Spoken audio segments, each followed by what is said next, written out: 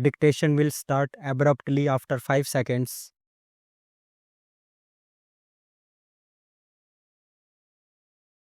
In light of the 46th Amendment to the Constitution, several state governments amended their sales tax laws and made provisions for the imposition of sales tax in relation to works contracts.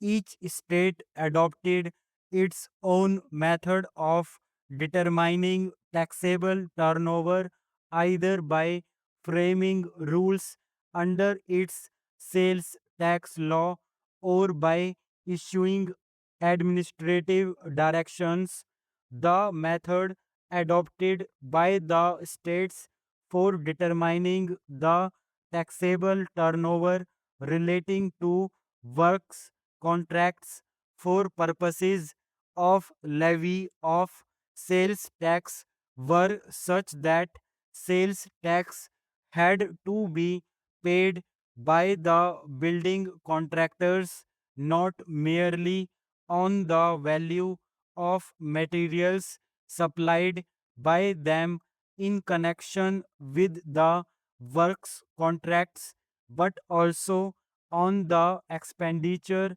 they had incurred in securing the services of architects and engineers who had supervised the execution of the works, and also on the amount which they were entitled to receive for supervising the execution of the works,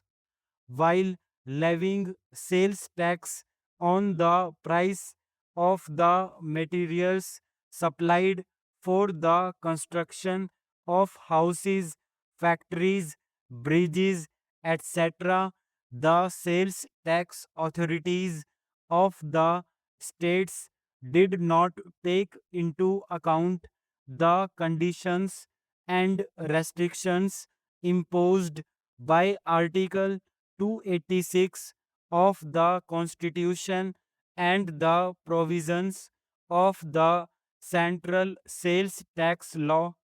The validity of such state legislations, as well as the constitutional validity of the 46th Amendment, was considered by this court in Builders Association of India versus Union of India and others. The court upheld the constitutionality of the 46th Amendment on the issue of the validity of the state legislations. It was contended by the states that a when a works contract is executed but is handed over is a conglomerate of all the goods used, and the goods pass in an indivisible manner.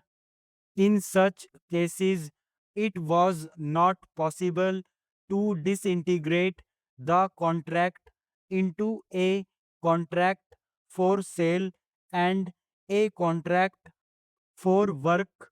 and thus Article 366 of the Constitution has conferred on the legislatures of states the power to levy tax on works contract, and b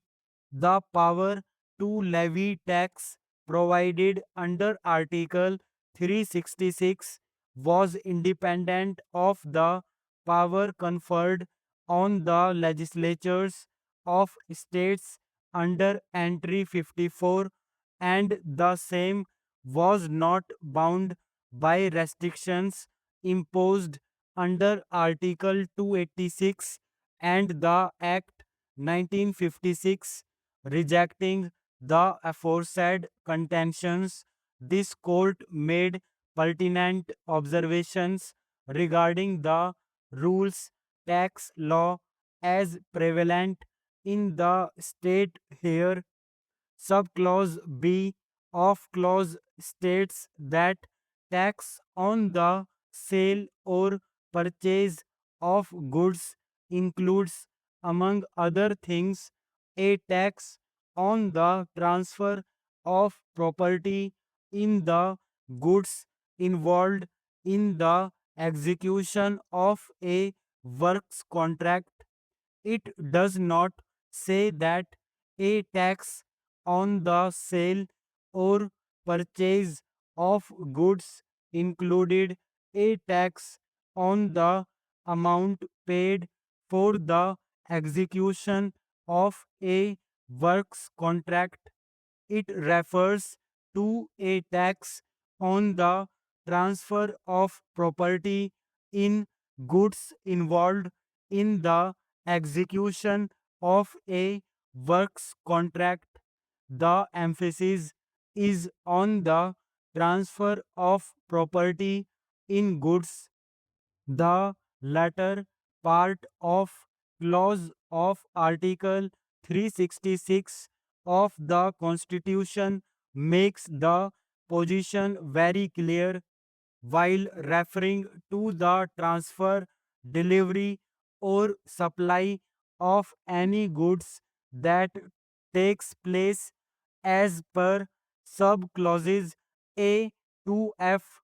of clause. The latter part of clause says that such transfer, delivery, or supply of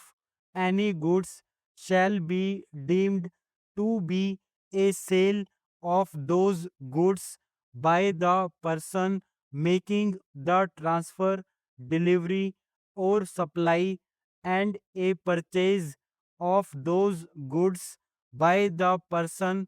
to whom such transfer, delivery, or supply is made. Hence, a transfer of property in goods under subclause B of clause is deemed to be a sale of the goods involved in the execution of a works contract by the person making the transfer, and a purchase of those goods by the person to whom such transfer is made. The object of the new definition introduced in clause of Article 366 of the Constitution is therefore to enlarge the scope of tax on sale or purchase of goods wherever it occurs in the Constitution, so that it may include within its scope the transfer, delivery, or supply of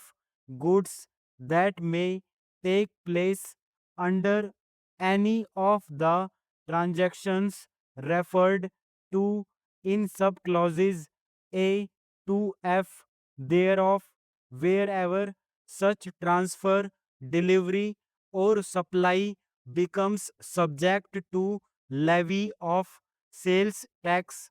So construed, the expression tax on the sale or purchase of goods in entry 54 of the state list therefore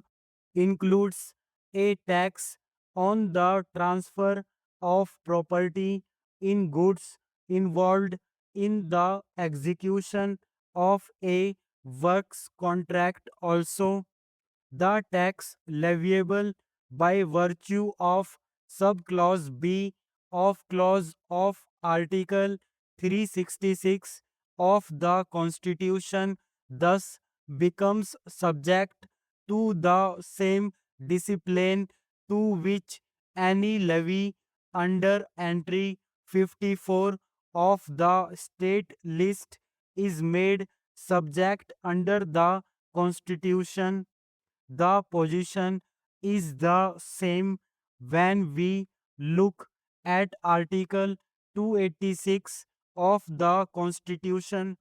we are of the view that